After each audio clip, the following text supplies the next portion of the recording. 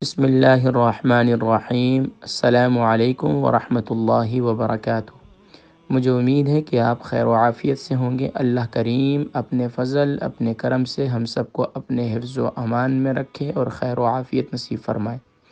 آج کی مسنون دعا، مجلس میں کثرت سے استغفار۔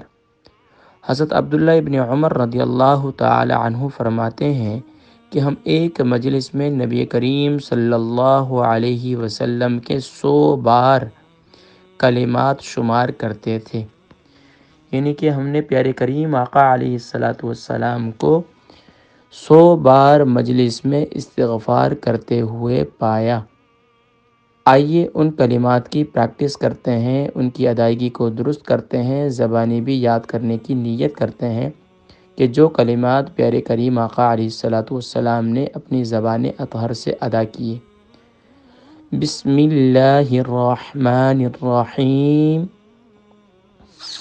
رب اغفر لی، رب اغفر لی وتب علی،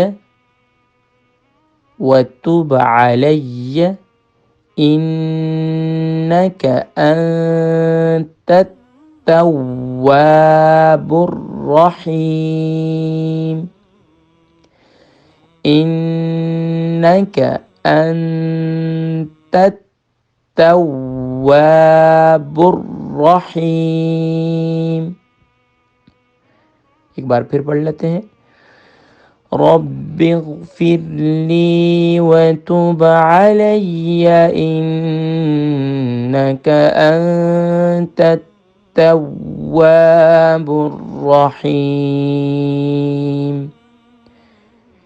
اے میرے رب، مجھے بخش دے، میری توبہ قبول کر، تو ہی توبہ قبول کرنے والا اور رحم فرمانے والا ہے۔ اللہ تبارک و تعالی ہم سب کو اپنے گناہوں سے سچی توبہ کرنے کی توفیق نصیب فرمائے۔